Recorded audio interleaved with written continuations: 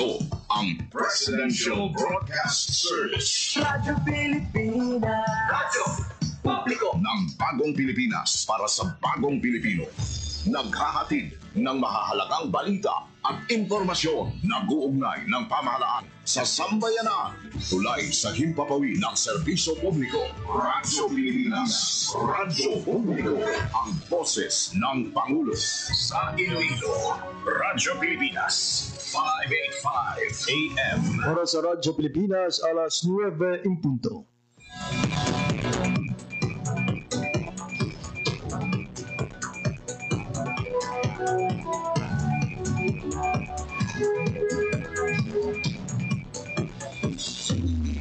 Western Visayas, Panay Island na tinamaan itong island-wide blackout. Ang pagsulod muli sa mga watershed. Pinaka-purpose na ini para sa operation nato. We have that in collaboration with the department. I am again standing up. Mapigtahan ang ilang freedom of expression. Sa Office of Civil Defense naman po, balita, issue, kag iban pa, diri sa Radyo Pilipinas. Radyo Publiko.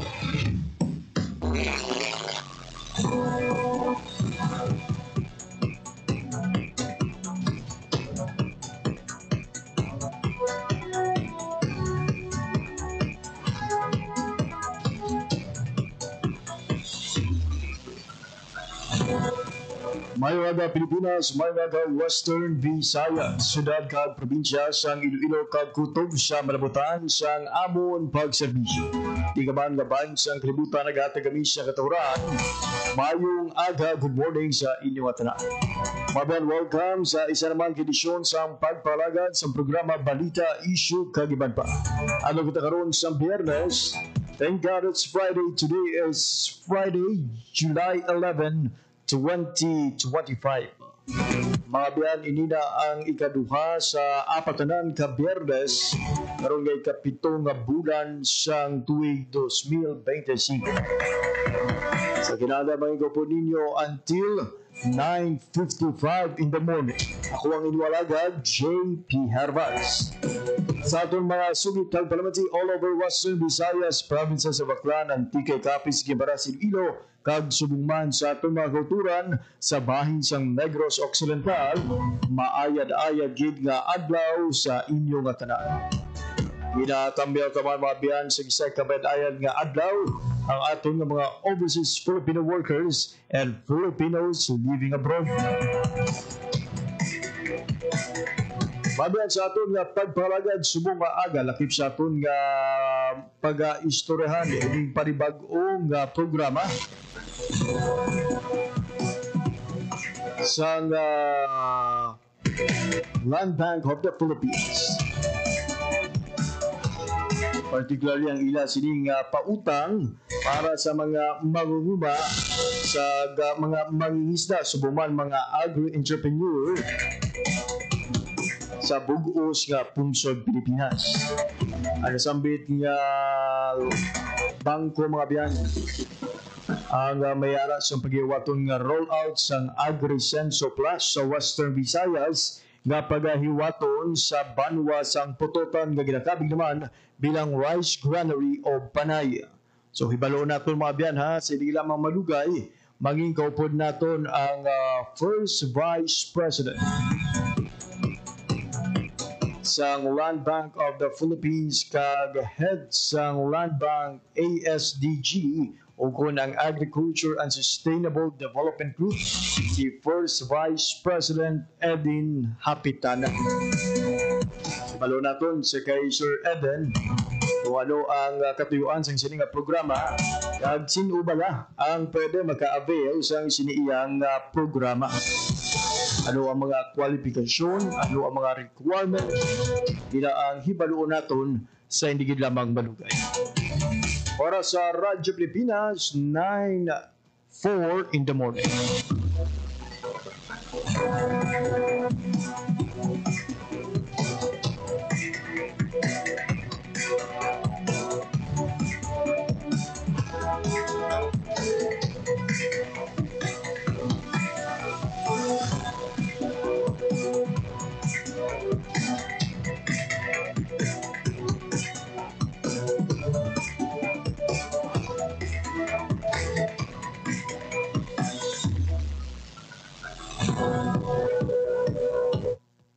Pilipinas, alas 9:05 na sa aga. Standby mga biyan ha, sige lamang madugay. Mapaghigahutan na naton ang First Vice President sa Land Bank of the Philippines and the Head of Land Bank Agriculture and Sustainable Development Group. Samtang bantayan sa aton sining pagpalagad sa mga aga ang pila ka mga dalaguan nga balita nga ginbantayan sa Radyo Pilipinas. Mga balita lokal kag balita nasyonal ang aton nga igadulong sa hindi lamang malugay.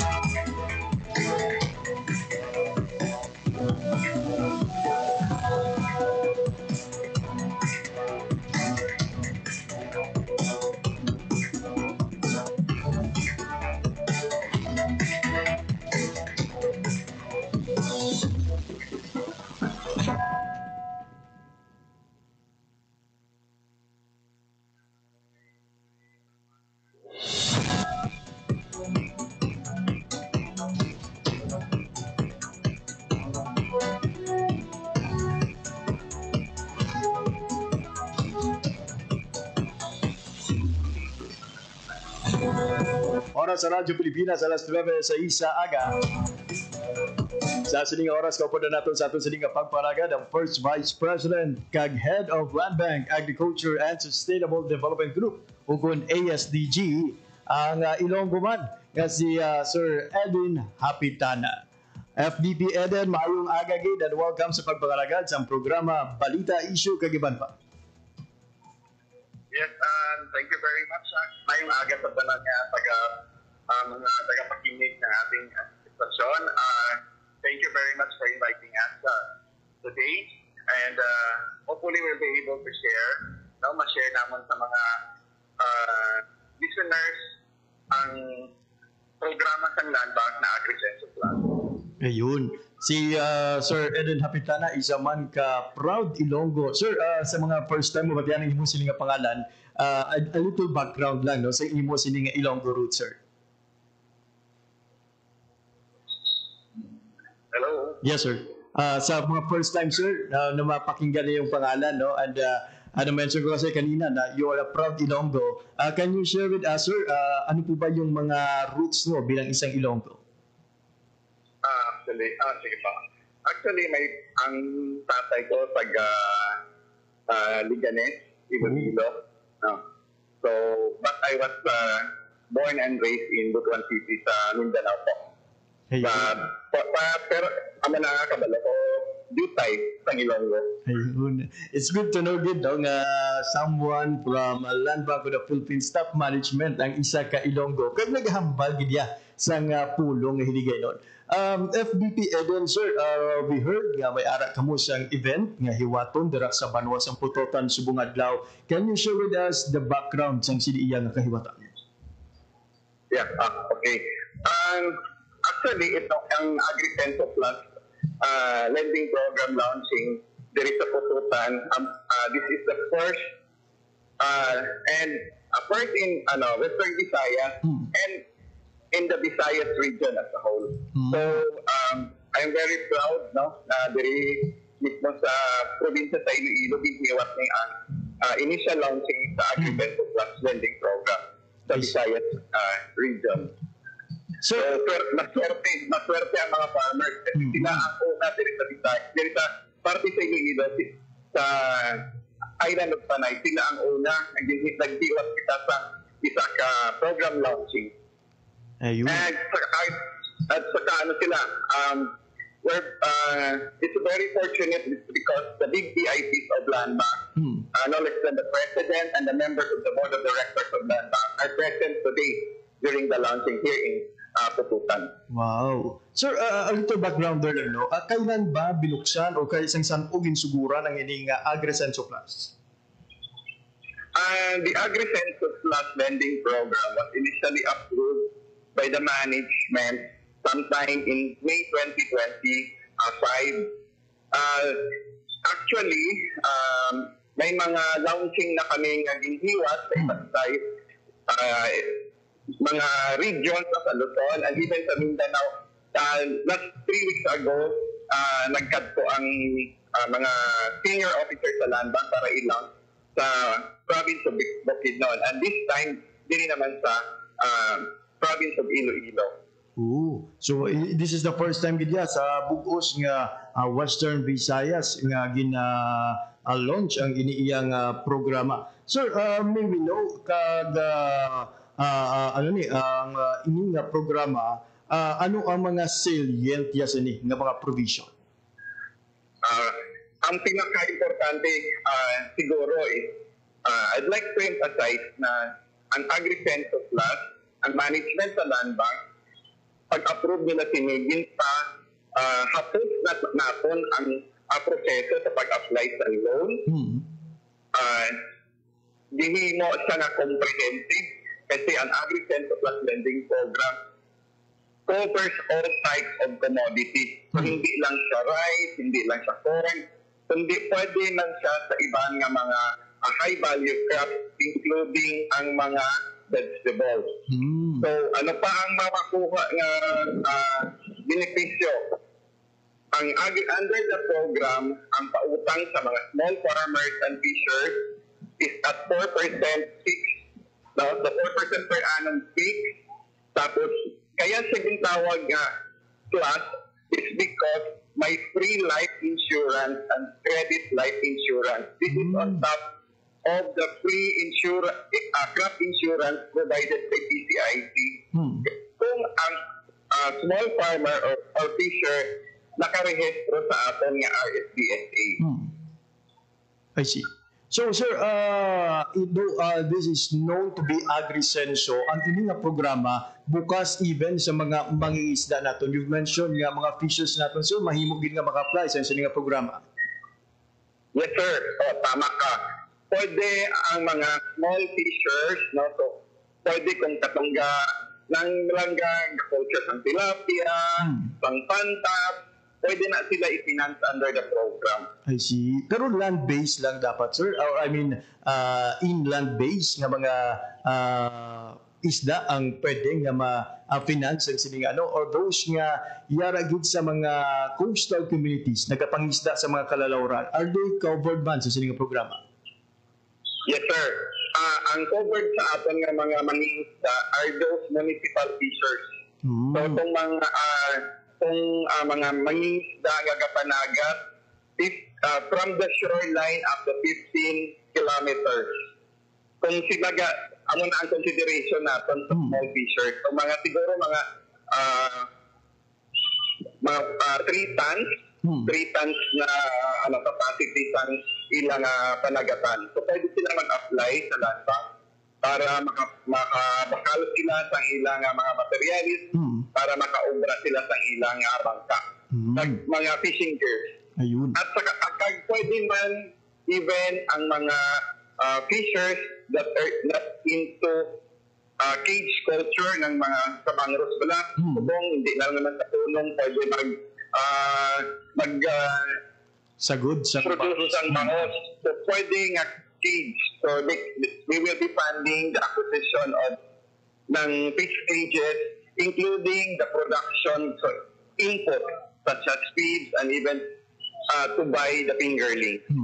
We also heard, sir, na hindi man lang nilimitado sa mga mangungumag mangisda, even those nga naganegosyo nga may kaangtanan sa agrikultura, sir, ang mahimo man maka-avail.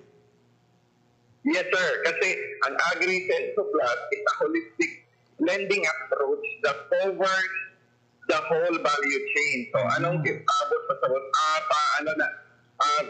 ang whole value chain is meaning to say the producers, which are the farmers and fishers, and the processors na pwede din namon nga i-finance under the program. Wow, kadamo, no? Ka-inclusive gid sang sining programa. Sir, and then, maybe no, sir, pila ang mahimo malone o kung mautang sa aton sining mga interesado nga mga mangunguma, mangingisda, and even mga agripreneur? Okay. As a general policy, pag ang farmer o negosyante mangutang para sa production loan, pwede siya mangutang maximum of 90%. So, example, halimbawa, kung magtanong siya sang palay, So, pila ang gastusin na, mga naara sa 60,000 pesos. So, kung ang total production cost is 60,000 pesos, since 90% can be funded under the loan, so, ang iya pwede utangon sa land bank is 54,000. Ang 10%, bali, amo na siya nga mahimo nga equity sang borrower. Pero kung halimbawa, ang farmer mag-mechanize, magbakal siya sa isa ka traktura or harvester. For example, ang cost ng harvester is 1 million. Ang pwede i-finance sa land bank is maximum of 80%. So, meaning to say, they can borrow as much as 800,000 pesos para makabakal sang isa ka makinarya. So it depends sa kung ano ang ila sining pagbasihan sa pag-apply nila sa loan na Sir Eden. Yes, sir. Depende sa purpose. So generally, 90% pag production, pag mga fixed asset loans, 80%. I see. Or term loans, 80% siya. Sir, may we know ang payment terms naman sa siniiyang loan program, pila ka bulan kinahanglan nga mabayaran sa isa ka aplikante ang iya sining utang. Okay. For production loans, ang ano sina is consider siya na short-term loan. So halimbawa, kung siya gapananon sang palay, ang term sa loan is maximum of 6 months or 180 days. Kaya ang palay sila pwede na by 120 to 125 days, pwede na niya i-harvest na. So may harap pa siya allowance para ibigyan niya ang iyang produce. So by that time na nabigyan niya, may harap na siya kwarta pangbayad dito sa iyang ginutang sa land bank. However, pag mga fixed asset loans, ang manner sa pagbayad sina is ato na siya nga gina-amortize. So halimbawa, payable siya 5 years to pay.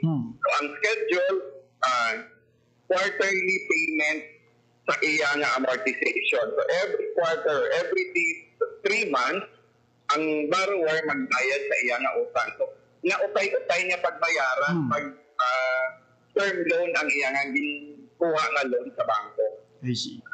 Ang isa pa sir sa mga na-mention mo kainang perks or advantage ang siniiyang programa is the simplified nga documentation requirements or the process sa pag-apply sa sining loan. Speaking of the documents, sir, ano bala ang kinahanglan ng mga dokumento nga ipreparar sa mga interesado naton nga mga mangunguma, mangingisda, na agripreneur nga mag-apply sa sining programa?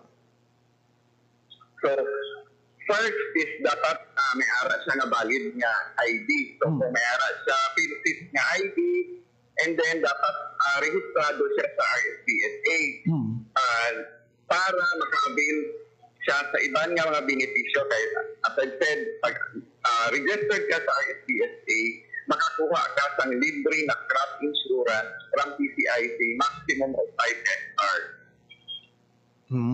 Tapos, mag-fill up sila sa application form, and then, pinanglan lang na, of course, may publish natin nga siya, farmer siya. No? Nga may ara siya, legitimate siya na farmer. Then, mag-apply siya sa bangko, and then, i-require naman siya, pag na-approve ang iyang, pag na-screen siya, eligible siya to borrow, ang land bank will facilitate also the account opening. So, it goes with an ATM card. Kaya ang profit sa iyang loan, aton nga i-credit dito sa iyang ATM card. So, may diretso na sa iyang deposito. So, pwede na niya kuha ng profits by withdrawing sa aton nga mga machine. And speaking of cards, sir, no, ang unique pa diri sa inyo sa inyong programa, may AgriSenso Plus card ba automatic ang mag-a-apply sa loan? Yes, sir. In fact, kaya nahambal naman nga simplify. Kay today, amon din sa i-launch ang AgriSenso Plus card. Ang aton nga mga farmers, kung may ara sila cellphone, may connection sila sa internet, pwede nila i-download. Pwede sila dito mag-open ng account mismo sa land bank app, and then baka may ara na sila account sa land bank. Mas pintahapos kay pwede na sila nga hindi magkalto sa branch mismo. I see. Sir, to clarify, ang ining AgriSenso Plus card nga ato man igalunsar kay igapakilala sa mga mangunguma so they could have a footprint man sa bank transaction. Ini balar open iya sa tanan nga mga mangunguma. Not necessarily nga ma-apply gid sila sang loan para lang maka-avail sa sini nga card. Yes, sir. Oo. Pwede sila mag-open sa account sa under the AgriSenso Plus. In ato ni siya design para gid sa mga farmers kasi eventually kung may ara sila nga may ara dalaan kita sa mga negotiation with our line agencies, no, like DA, PCIC, NEA. So eventually ini nga card mahimo siya nga farmers card so tanan nga mga benepisyo nga makuha nila sa iban nga mga agencies pwede na nila nga isulod dira sa card i-deposit credit sa ilang account kag pwede na nila dayon pag once na credit pwede na nila usaro para ma-withdraw nila ang profit. Wow, kung kabay nga madamo gid ang mag-avail sa sining AgriSenso Plus card. Sir, na-mention mo kaina ang RSBSA or the Registry System for Basic Sectors in Agriculture. Ini bala sir requirement man nga dapat rehistrado sa RSBSA ang mga mangunguma, mangisda kag agripreneur nga mag-apply sa loan. Yes sir, oo. Even sa aton nga AgriSenso ATM card, isa na siya sa basihan nga pwede sila mag-open provided nakarehistro sila. Kasi as I said kanina, we want to establish that they are legitimate farmers. So how can you determine? They should be registered in that registry. I see.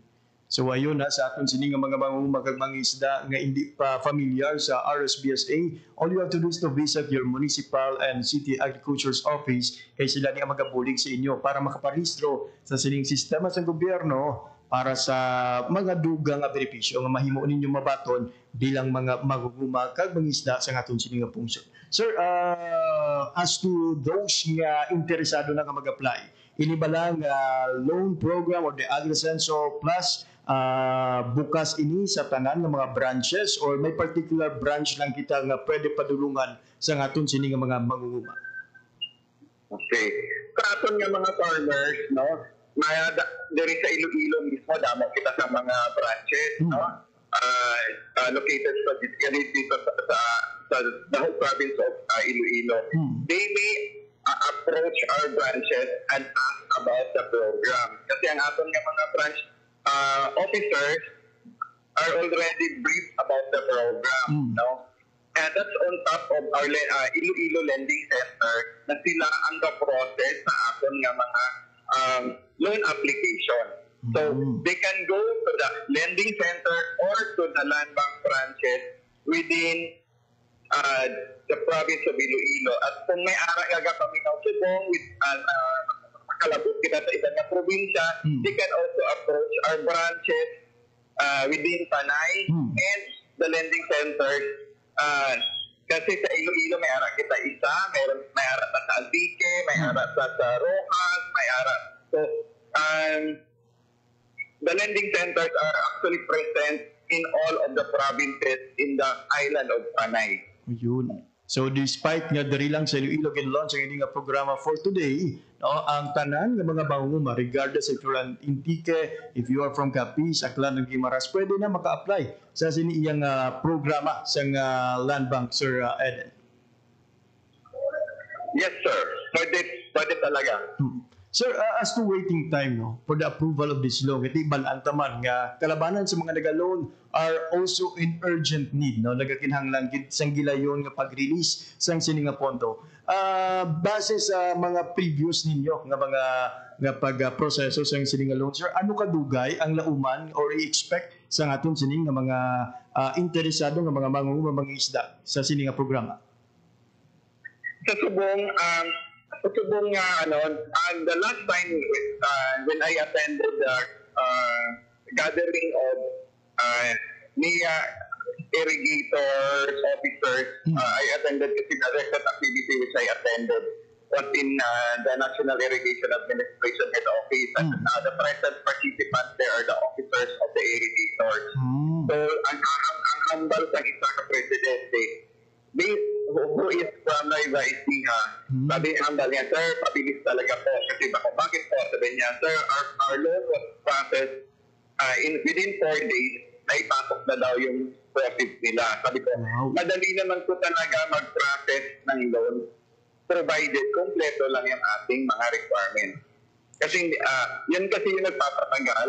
Pag minsan kasi may mga kulang-kulang na dokumento, kailangan lang talaga na i-provide nila yun. So upon application, kung kompleto ang ilang mga requirements, mas mapadali ang pag-process ng ilang loan application. So ayun na, para mas madasig ang loan, no, before mag-apply siguro doon nga nakakompleto gid sa tanan ng mga dokumento nga kinahanglanon sa sining programa. Sir, balikan naton ang launching subong adlaw dira sa Banwa sa Pototan. Pila ka mga mangunguma ka bangisda ang ginalauman naton nga magatambong sa sining aktibidad? There are estimated around 1,500 farmers that will be attending today. Actually, ongoing na ang aton nga financial literacy seminar sa sulod sa aton nga venue. Ayun. For those nga may interest sir nga magpamati o kung mag-attend sa sining aktibidad, open ba ini sa publiko sir or pre-identified na ang aton sining participants? Sir, open po, no? The doors are open if you wish to listen the financial literacy seminar, even the digital, kasi may kasama po na orientation for digital banking so that they will also be aware on how to do it and what to do and not to do. So, may ara na sila access sa ilang mobile application at may ara na sila mga ATM card. So may mga tips na ginahatag sa aton nga mga farmers kay balan mo na subong damo mga scammers. So gina-educate man aton ng aton nga mga farmers na kung ano ang pwede, kung ano ang hindi pwede para hindi sila ma-scam. Ayun. So dapat no na mas maayo gid no while they are informed of the advantages ng sining programa, mas maayo man nga may ara sila sang financial literacy para mas tipigan nila sa husto ang ila sining account at the same time madumala nila sa husto ang ila sining kwarta the moment nga maprobahan gid man kabasudan ng ila sini nga mga account. Sir, aside from Iloilo, ano ang next nga padulungan sang inyo sining nga grupo? Right now there are 3 identified areas. I think we're just fixing our schedule, but definitely we will be conducting an activity in the island of Negros, and then balik din doon sa Central Luzon. So there are 2 in Central Luzon, and even there's another request from the LGU naman, this time doon naman sa Cordillera region. Ayun. Sa mga nag-grant brothers and sisters natin. Hopefully we'll be able to cover the whole country, each of the province na ma-launch natin ang Agricenso Plus Lending Program. Ayun. So mga kultura natin ha sa Negros Occidental, don't worry, magod ka muna ang lakip sa mga masunod kapag bisitahan sa Land Bank of the Philippines para sa sining programa. Lastly, Sir Eden, ang imo sining mensahe na pag-imbita sa aton sining mga mangunguma, mangingisda, na agripreneur diri sa Western Visayas. First, damo gid nga salamat no sa opportunity na ma-share namon ang Agricenso Plus Lending Program sa tanan ninyo nga audience. Number 2, for the farmers, grab the opportunity. The program was created and designed for you. It's your chance, and we hopefully will be able to uplift your life, no, ma-improve ang aton nga pangabuhi. So, ari na ang Land Bank nag-reach out sa inyo. So, grab the opportunity to get the more benefits out of the lending program which we offered to you. Yun. So, sa mga kultura natin, ng mga mangunguma diri sa Panay, Guimaras, Kaga, Subungman, sa mga taga-Negros, no, mag-apply na sa sining bag-o nga programa sa Land Bank of the Philippines. Mayara ka na sa posibilidad nga makabaton sa loan, mayara pa sa posibilidad nga makaangkon sa account, kag may life insurance pa. Sir Eden, for your time information, ginhatag sa Radyo Pilipinas for your works and words para sa bayan. Madamo gid nga salamat kag padayon.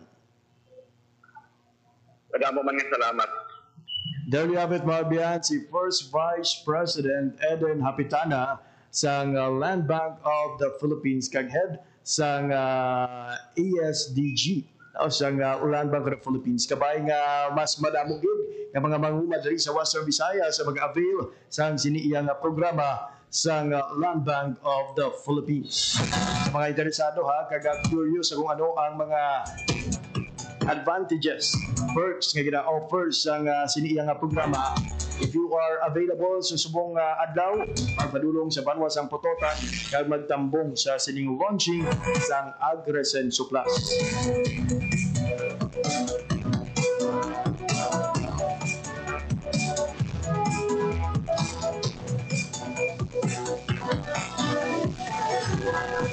Alas 9:31 na sa aga sa aton nga pagpanumbalik mga biyan. Dugang mga updates coming from the different national government agencies. Kag mga balita nga ginbantayan sa Radyo Pilipinas Network pagtatapos lamang sa pila ka pahanundo. This is a public service announcement. Isang paalala mula sa National Telecommunications Commission, National Capital Region o NTC-NCR. Ang kanilang Oplan Contra Text Scams. Oplan Contra Text Scams.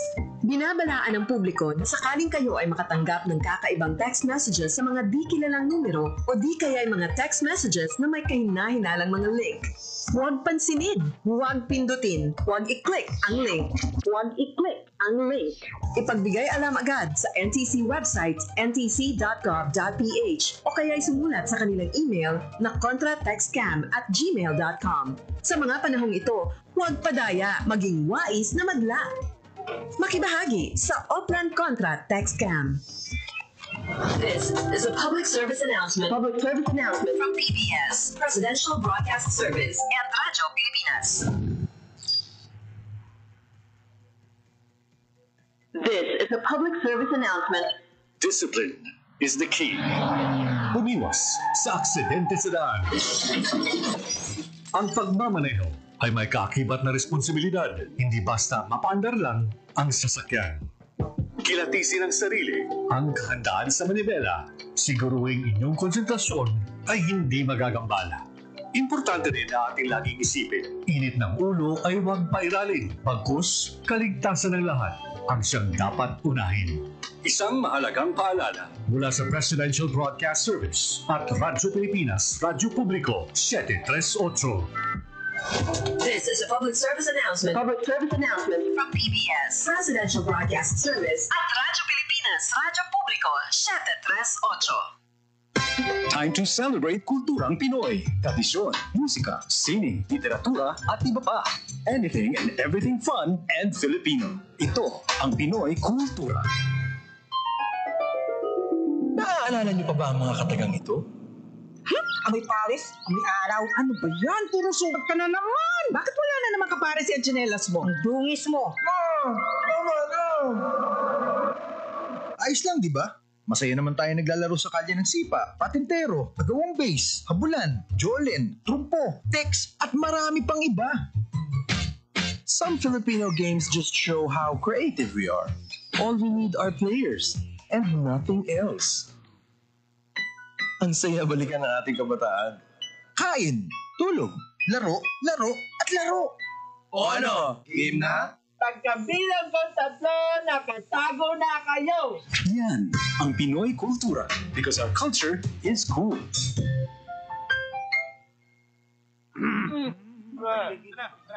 Chong, chong, chong, chong, pasipol-sipol, mga manong sa labas.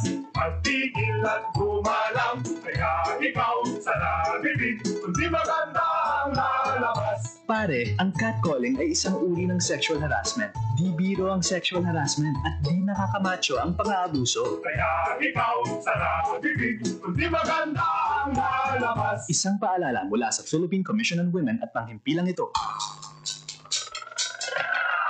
Ayan, samot-saring impormasyon na naman ang dumadating sa'yo.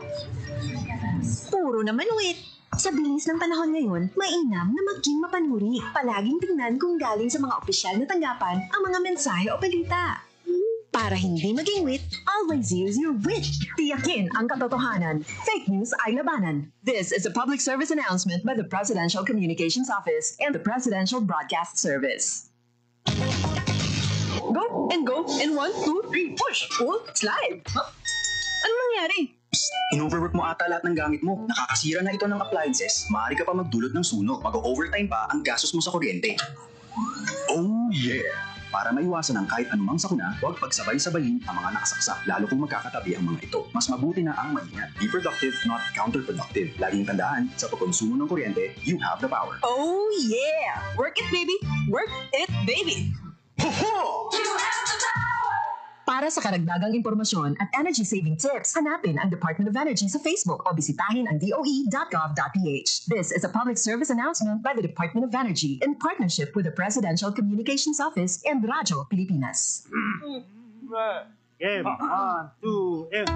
Pahatuhod, balikat ulo, itapuetan, may mga susus. Huwag mong titigan ang hindi sa'yo at maging disenteng tao. Pare, ang catcalling ay isang uri ng sexual harassment. Di biro ang sexual harassment at di nakakamacho ang pang-aabuso. Isang paalala mula sa Philippine Commission on Women at panghimpilang ito.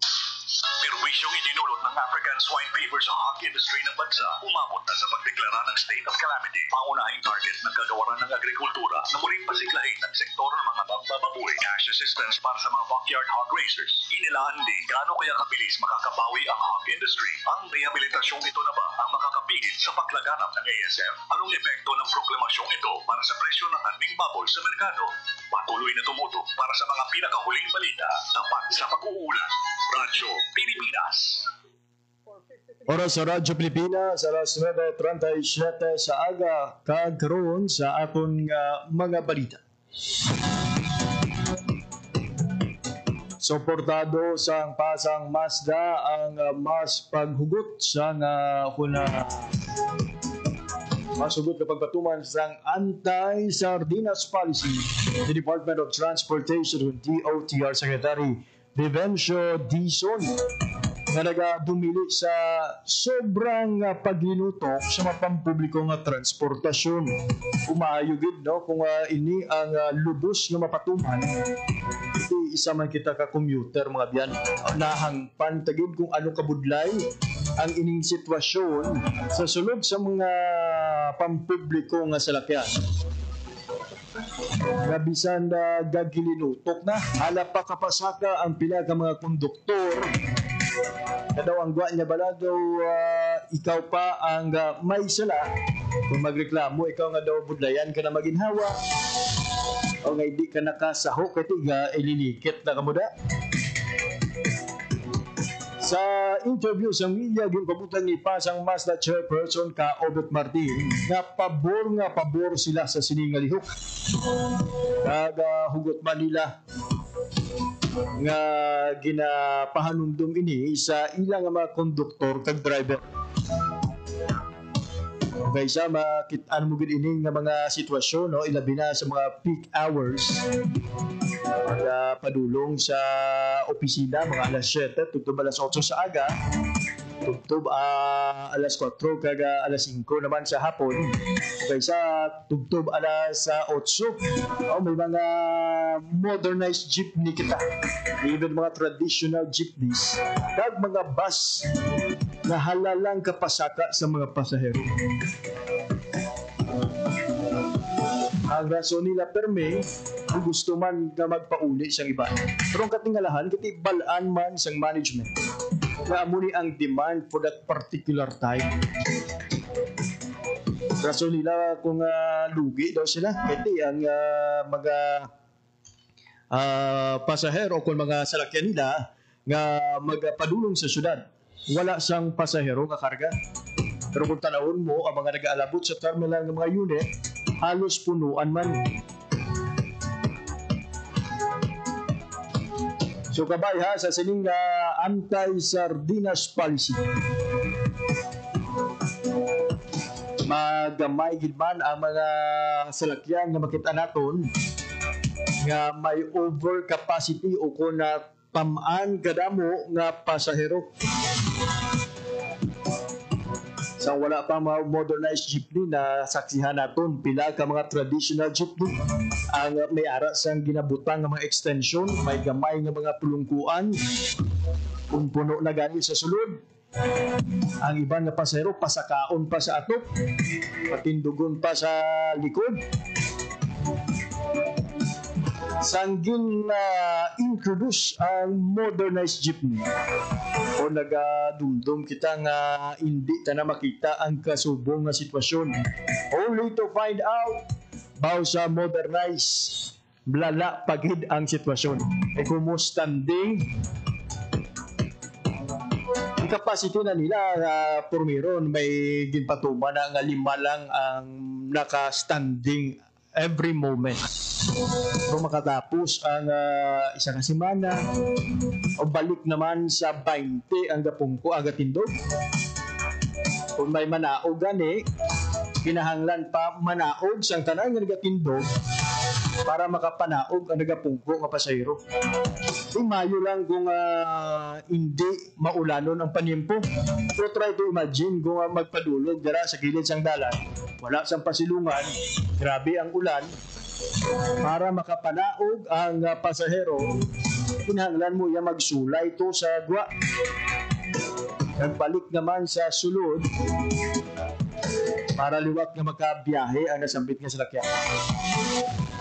So sa mga management ha, sa both traditional and modernized jeepney, intindihan taman nga kinahanglan ninyo sa extra income na makadala sa mas taas-taas nga kita sa inyo sining mga pamilya. Magkabay not at the expense ang mga commuter na husto man ang bayad, wala man kamugin bagitan. Nagdabay nga panumdumon nyo man ang safety sa inyo sining nga mga pasahero. Okay, try to imagine kung may mga gulpihan na ida nga pagpreno ay kumog gilinutok na wala na sa may mauyatan ang mga pasahero. E paano naman ang may mga hapo o kung may mga kondisyon hindi dapat sa mga grabe nga paggilinutok. Piliton mo kagambalan nga mataksi kay para lang hindi siya mahuyan. O kabay ha sa pagpatuman sa sining anti-sardinas policy. Makita na to ng improvement sa mga modernized and traditional jeepneys kag subong man sa mga buses nga naga biyahe. Hindi lang diri sa Western Visayas kundi sa bug-os nga Pilipinas. Ay gangkanan siniging pabutyag man ni Ka-Obet nga kinahanglan man nga pasangkaron ang information drive. May gangkanan sa mga pasahero nga dapat man nga madisiplina kag hindi makipag-siksikan sa mga PUV. Kaya mo man ang isa sa mga ginahatag perming rason sa mga konduktor sa moment nga may magreklamo na nga pasahero sa sulod. Ang balon ka pa na nila, ay wala man kami nagpamili sa inyo nga magsakay sa amon. But please be reminded nga between the passenger kag kamo nga yara sa bahin sa transport sector, kamo nga mga konduktor, kamo nga mga driver, kamo iya ang may puder o kung kamo iya ang may say kung pasakaon o kung hindi ang ina nga pasahero. E bisan ano yan nakapamili kung kamo mismo naka-insindi nga overcapacity na kita. Kaya hindi na niya public convenience ang aton nga ginahatag. Bisan ano da ka pagpamulpog sa nga pasahero nga magsaka. Kung kamo mismo magnindugan nga nagasunod kamo sa sining anti-sardinas policy, hindi ginaya makasaka ang pasahero. So again, no, kamo sa gihapon ang balasulon o kung may mga overcapacity sa inyo iyang mga youth.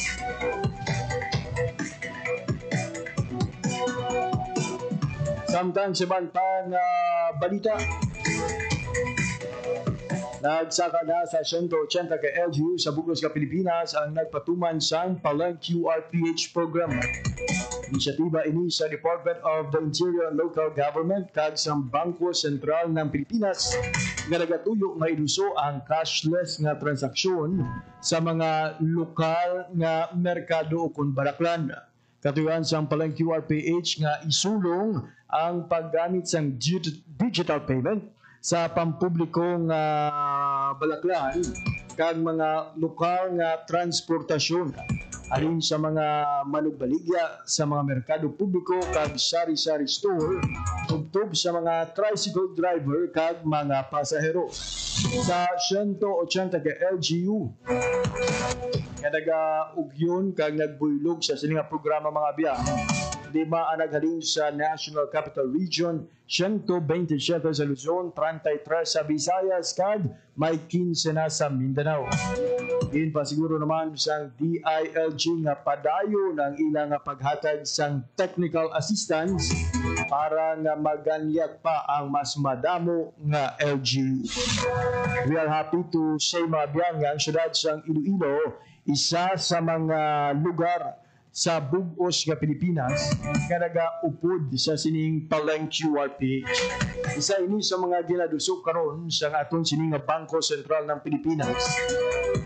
Ito magluwas nga pabor ini sa mga customer, sa mga bumalakal, sa mga pasahero, kay malikawan sini mga biyan ang short changing kunin ang hatagan kalang balasang dulce kay wala sila available nga salapi o kung 75 sentimos. Mabuligan man sini ang mga manugbaligya, ang mga driver kay bangod sa kada paggamit nila sa Palang QRPH kung nga QR code nga ginaskan para nga magbayad sa ila sini nga mga serbisyo, mayara man sila sa nagakaigo nga footprint o kung na bakas ang transaksyon sa bangko nga mahimo basihan kung sila naman ang mag-loan o kung mag-apply sa mga serbisyo sang aton sini nga mga bangko.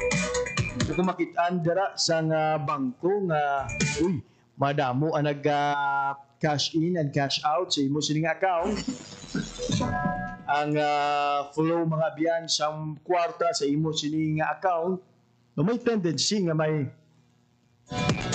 ma-avail ka nga mga taas nga loan sa moment nga mag-apply ikaw sa bangko.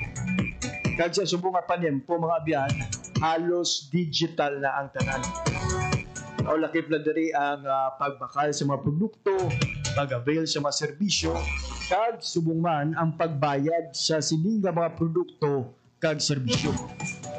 So kung may mga bisita kita diri nga mga dumuluong, mga foreign nationals naluyag nga makabakal ginayon sa imo siya nga produkto, hindi na siya kinahanglan nga magpa money changer of just via having an account kag pakitaan mo lang sa QR code, mahimo niya na ka mabaydan sa imo sini nga ginbaligya o kung gintanyag nga serbisyo. So kabaya sa aton sini nga mga LGUs nga wala pa nakaupod sa sini iyang Palang QRPH, may your term be the start sa sini iyang pagbag-o sa bahin sang digital purchase and digital economy sa inyo sini iyang lugar. Alas 9:49 sa aga, wala kita sa nabiling nga oras sa aton sining nga pagpanagan. Bantayan mga biyan na iban pang balita sa Radyo Pilipinas News Team sa aton nga news update. Samtang sa aton nga pagpanagan karon sa programa Youth Connect, bantayan man ang istorya ng isa ka visually impaired nga dalaga sa bahin sang San Jose de Bravista Antique.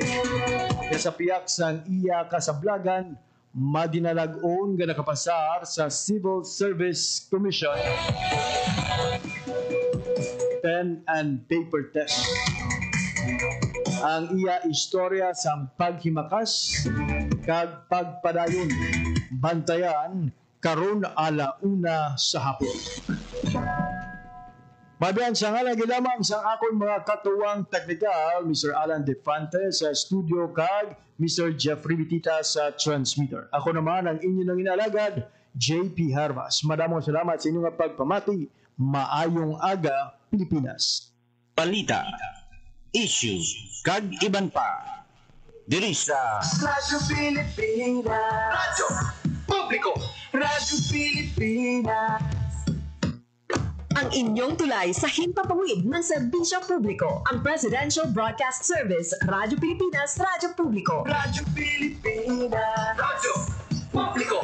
Kinilala ng pang-international at prestigyosong Asia Pacific Broadcasting Plus Awards 2025 para sa kategorya ng Government Streaming. Ito ay dahil sa epektibo nitong pagsasanib ng mga tradisyonal na media tulad ng telebisyon, radyo at print para masabayan ang mabilis na pag-inog ng mundo ng digital at social media tungo sa mas epektibong paghahatid ng mahahalaga at napapanahong mga impormasyon sa mamamayang Pilipino. Kinilala rin ang Radyo Pilipinas dahil sa patuloy na pag-akyat ng rating. Ngayon ay matatag sa pang-4 na pwesto sa Mega Manila ayon sa pinakahuling Nielsen Radio Audience Measurement Survey. At sa social media, nakamit ang mahigit 2,000% pagtaas ng bilang ng mga sumusubaybay sa Radyo Pilipinas page sa unang bahagi ng 2025. Patunay ito na ang inyong Radyo Pilipinas Radyo Publiko ay tunay na kaagapay ng inyong pamahalaan sa paghahatid ng serbisyo sa mga mamamayang Pilipino. Mula sa aming lahat, sa ngalan ng inyong pamunuan at mga kawani ng Presidential Broadcast Service, kasama ang inyong mga himpilan ng Radyo Pilipinas sa buong kapuluan. Maraming salamat po sa inyong lahat, sa inyong pagtangkilik at pagkilala. Radyo Pilipinas. Radyo Publiko. Radyo Pilipinas. Radyo Publiko. Radyo Pilipinas.